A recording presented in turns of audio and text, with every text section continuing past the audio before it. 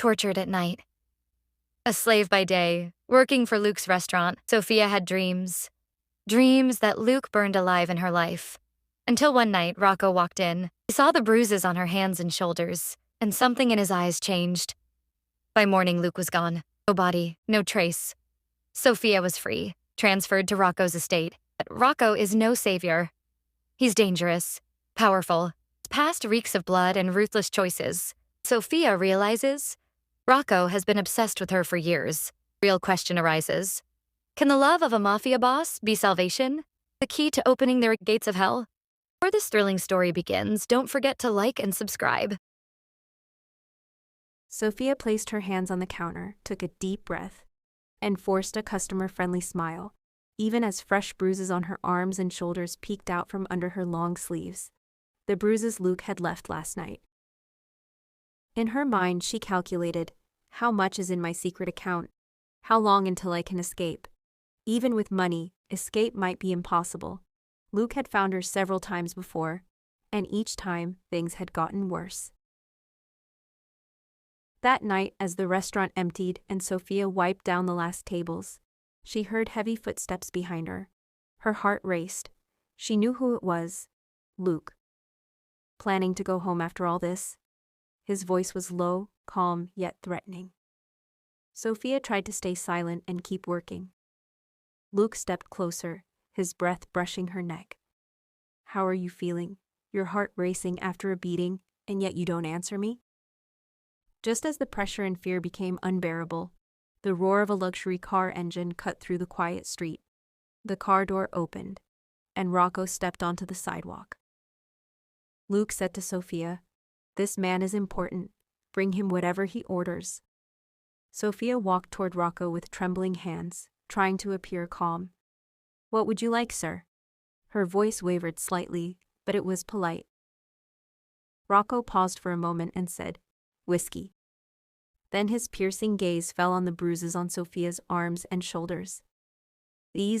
What happened?" he asked, calm but precise. Sophia lowered her head and whispered weakly, I fell against the counter."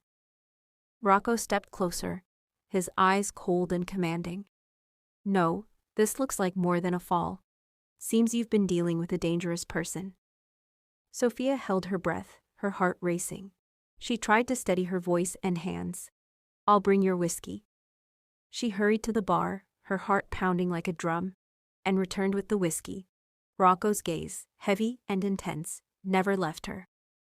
Without anger, but with authority, Rocco said, "Sit." "I'm working," Sophia began, but Rocco interrupted, serious and firm. "Someone is hurting you." Sophia glanced at Luke. His eyes flashed with anger, clearly upset that she had stood near Rocco's table. Fear rushed through her. She quickly stepped back. "No, I don't want anything," she said, and ran back to the kitchen. A few minutes later, Rocco left the restaurant. The tense, heavy atmosphere eased slightly. Sophia took a deep breath and began clearing the table and collecting the tips. Her hand brushed against something unusual among the bills, a small black card. A number was written on it, along with a short line. "If you ever need help, call me." Her heart skipped a beat. She quickly hid the card in her hand and gathered the rest of the money. Moments later, Luke entered. His gaze was full of anger. Without a word, he grabbed Sophia by the shoulder and growled, "Why are you sitting at his table?" Sophia, trembling but trying to sound calm, replied, "You said it was important." But Luke's eyes were fixed on the tips and the money she had left. His face darkened with fury. He gripped her hand tightly and dragged her toward the private room. In the silence, heavy with violence, he began to beat her, his rage exploding over her sitting at his table and the card and money she carried. Sophia screamed, but her voice was swallowed by the room. In that moment, no one could help her, except that perhaps the black card might one day be her only way out. Morning came. The cold, dim light of dawn filtered through the small window, falling on Sophia's bruised face and battered body lying on the floor. Pain radiated through every inch of her. Every movement, every breath reminded her of the night before. Her hands went to her face, trembling. She remembered the black card, the number that might be her only way out. With shaking hands, she dialed it. The ringing echoed in her ear, her heart racing, but at the last second, she pulled her hand back and hung up. Tears streamed down her face as she silently cried. She was trapped in the nightmare of her life when suddenly, the roar of a luxury car engine broke the morning silence. Before she could process it, the door opened, and Rocco stepped in, his piercing gaze fixed on her. "Sophia," his voice was calm yet firm. "You're still here. You need help, right?" Before Sophia could answer, her body gave in. Weak and shaking, she collapsed fully to the floor. Rocco moved instantly. He knelt beside her and gently gathered her trembling, broken body into his arms, holding her close against his chest. Her body shook uncontrollably as he supported her weight. "Don't be afraid," he said quietly. "I'm here." At that moment, Luke stormed in, furious and ready to threaten her again. But the heavy, commanding gaze of Rocco stopped him cold. Rocco rose, still holding Sophia, his presence unchallenged. He guided her toward the car, each step calm and deliberate, as if daring anyone to interfere. Though pain still burned through her bruised body, beside Rocco, a strange sense of safety wrapped around her, strong, eyes burning with rage. He tried to step forward, but Rocco's piercing gaze stopped him instantly. "Don't come closer," Rocco commanded, his voice cold. Luke froze, powerless. Sophia leaned weakly into Rocco's chest as he helped her into the car, settling her gently into the seat, one hand firm on her. "You're safe now. Nobody can touch you." The car rolled forward, dawnlight glinting off the Chicago River. Luke remained on the opposite side of the street, filled with hatred and frustration, unable to do a thing. Sophia turned from the window to Rocco, still bruised, still trembling, but realizing for the first time in months that someone was willing to protect her, no matter what, even if that someone was a mafia boss. Rocco leaned closer, his voice low and steady. "I know it's been rough, but from now on, everything is under my control. No one, him or anyone else, will ever hurt you again." Sophia nodded slightly, gratitude and relief mixing with tears. For the first time in weeks, she felt that maybe, just maybe, there was a way to breathe and survive. The car moved silently through the empty streets of Chicago. Sophia sat curled in the back seat, her arms wrapped around herself, her body aching with every small movement. Each bump in the road sent pain through her bones. Rocco sat in the front, his eyes on the road, but his attention never left her. He listened to her uneven breathing, memorizing it. A tall metal gate slid open. The car entered a compound that looked more like a fortress than a home. High walls, low lights, a silence that felt secure, not threatening. Two armed men stepped forward. Dark suits, earpieces, expressionless faces. "Boss." Rocco gave a brief nod. "Anyone close?" Clear, no activity. Rocco. Sophia tried to stand on her own, but her legs shook and gave out. Rocco caught her instantly. Sophia's head fell against his chest without resistance. Her body had no strength left to fight. He laid her gently on a large bed in a quiet room. The curtains were drawn, the world went still. Rocco pulled a blanket over her, slow and careful. He paused, then spoke quietly. "A doctor is on the way. No one enters this room without my permission." Her eyelids were already heavy. She murmured, barely audible. "Luke, he can't come here?" Rocco answered without hesitation. "No." For the first time, Sophia's shoulders relaxed. Her breathing slowed. The pain remained, but the fear didn't. Seconds later, sleep claimed her. Deep, dreamless.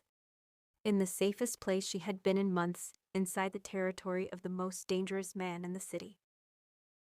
Outside the room, Rocco stood still. Silent, unmoving. Already deciding what would come next. Morning came. The cold gray light of Chicago slipped through half-drawn curtains, falling across Sophia's bruised face and battered body. Pain pulsed through her slowly but relentlessly. Breathing hurt. Moving hurt more. She opened her eyes with effort. It took a moment to realize where she was. This room wasn't Luke's. The stale smell, the dirty walls, none of it was here. She tried to sit up, but a sharp pain forced a quiet gasp from her lips. Easy. A deep, calm voice. Rocco stood by the window, dark jacket perfectly tailored, expression cold, eyes sharp. He stepped closer, but not too close, careful not to frighten her. Sophia recoiled instinctively. Luke, is Luke here? Her voice trembled with fear. Rocco answered firmly. No, and he never will be. She shook her head weakly. He always finds me. Always? Rocco bent slightly, meeting her gaze. This is my territory. If Luke even gets close to the street, he won't walk away. Silence filled the room. Tears welled in Sophia's eyes. I didn't mean to cause trouble. You're not trouble, Rocco said calmly. You're someone who's endured far too much. Sophia clutched her injured arm, shuddering. This time, Rocco didn't have strong, protective reel. For the first time, she didn't pull away. She broke down crying. You're staying here, Rocco said quietly, until you can stand on your own again, and no one will ever touch you again. Sophia was still in Rocco's arms when the door opened. Middle-aged woman with a serious expression and sharp eyes. After a brief but thorough examination, the doctor stood up. Her expression was serious. The injuries are serious, she said. She handed Sophia the medication and added, You need to take these on time. Your body has been under extreme stress. You must remain under close care. No stress, no fear. Sophia nodded quietly. The doctor turned to Rocco. She should not be left alone. The next few days are critical, Rocco replied calmly. She's safe here. The doctor left. Rocco stood beside the bed for a moment, his gaze fixed on Sophia's pale face. In a low, steady voice, he said, Rest, don't think about anything.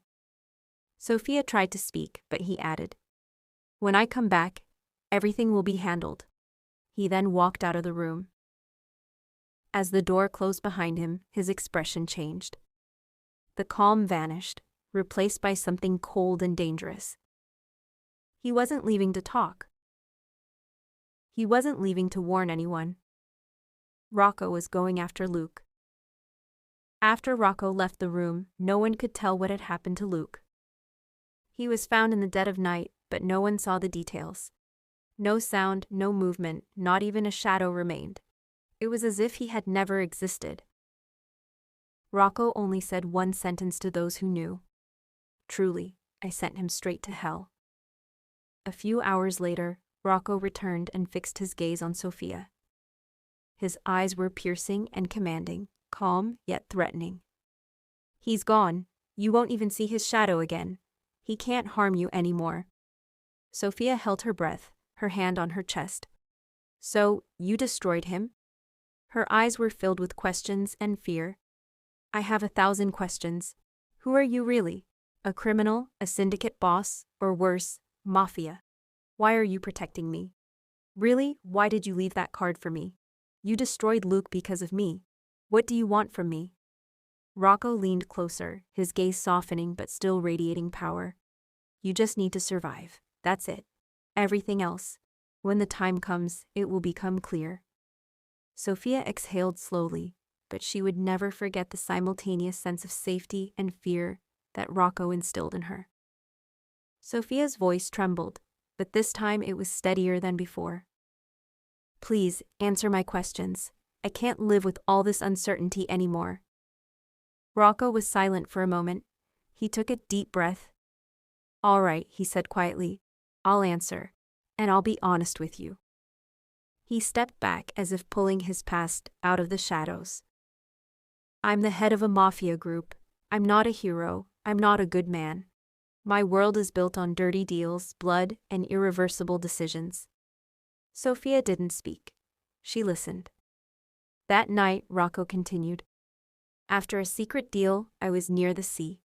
Everything was done. I was about to leave when I heard a sound. Crying. For the first time, his gaze faltered.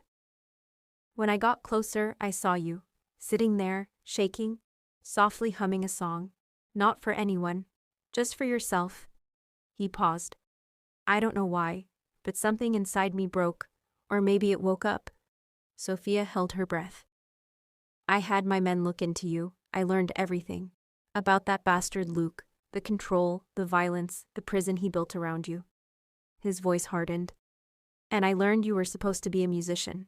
You had dreams, you had a voice, you had a future.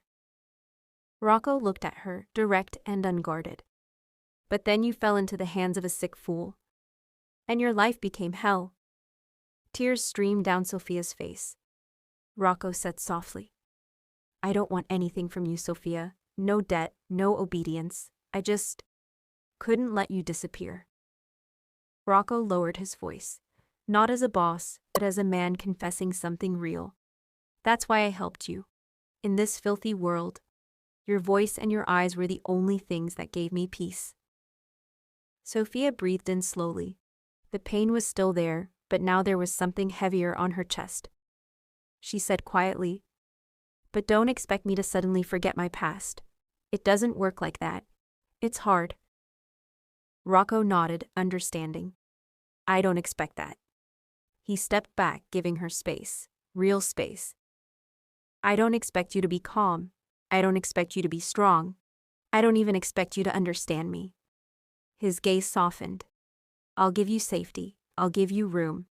I'll give you time. That's all. Sophia looked at him. Then, what do you want from me? Rocco answered without hesitation. Nothing. I just want you to be okay. Then he added, quietly but firmly. It's time for you to find yourself again.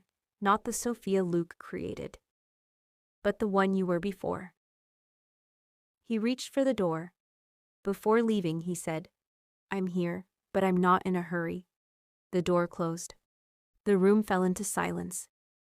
And for the first time in a long time, Sophia realized that silence didn't feel threatening.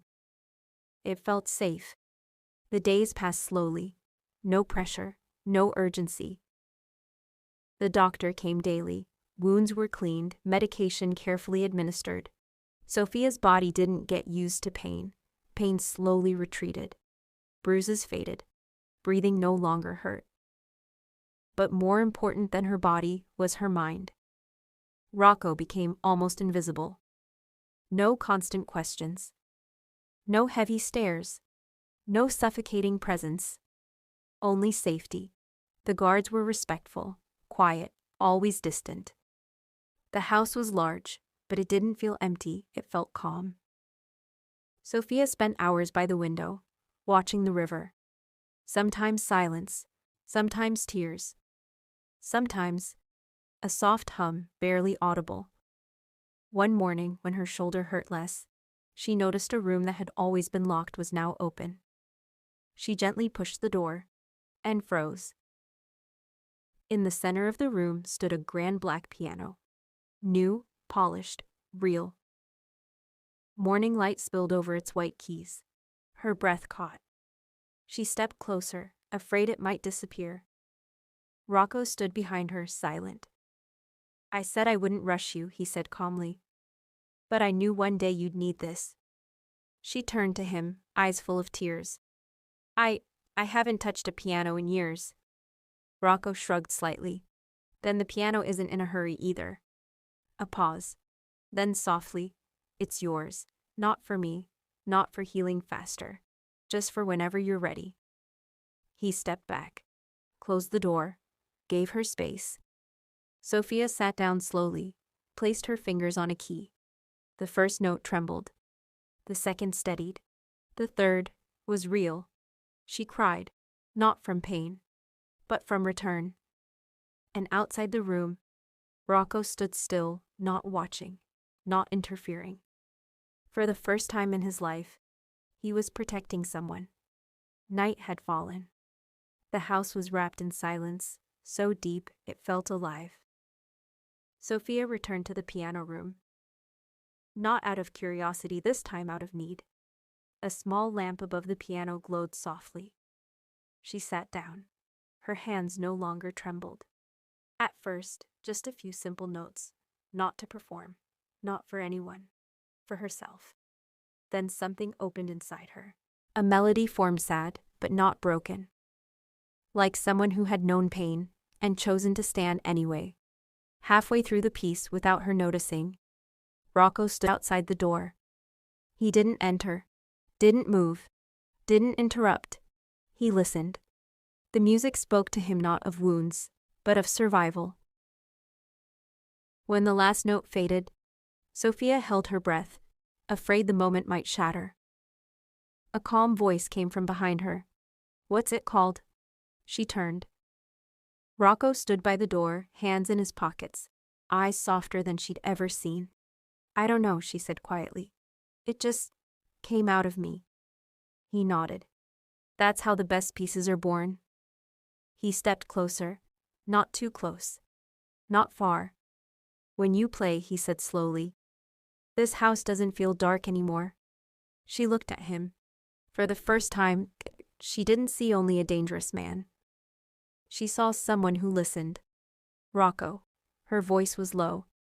"You've never asked me for anything. No explanations, no promises." "Because anything taken by force," he replied, "is worthless." Silence settled between them. Not heavy, not frightening. Sophia felt it then. Beside him, her heart didn't race from fear, but from presence. She understood. Falling in love isn't always fire. Sometimes, it's the safest silence you've ever known. Sophia entered Rocco's room quietly. He was standing behind the desk, jacket off, sleeves rolled up. His shoulders heavy with the kind of exhaustion that had nothing to do with work. "Rocco." He turned. Sophia hesitated, as if the words weighed something. Then she said softly, "I wanted to thank you for everything." Rocco gave a small nod. "You don't have to." She stepped closer. Her hands were clasped together, her breathing wasn't steady. "What if—" She took a deep breath. "What if I want to leave you and go back to a normal life?" For the first time, something cracked in Rocco's expression. A sadness he couldn't hide. He stayed silent for a few seconds, then said quietly, "I didn't free you from Luke's prison, just to lock you in mine." He looked at her. Serious, honest. "You're free, Sophia. You always were. You decide." He took a step back. "If you choose to leave, I'll find you the best place, the safest one. You can live alone, any way you want." His voice dropped. "This is your life." Sophia asked softly, "What about you?" Rocco exhaled, bitter but calm. "I've always been alone. I'll be alone after this too. I'd rather carry my own pain than steal your freedom." He hadn't finished the sentence when Sophia stepped forward. She cupped his face in her hands and pressed her lips to his. Hard, deep, without hesitation. The world stopped for a moment. Rocco was shocked, but he didn't pull away. His arms wrapped around her, as if he had finally stopped running from what he felt. When they parted, Sophia rested her forehead against his and said, "I've made my choice too." She smiled, eyes wet but certain.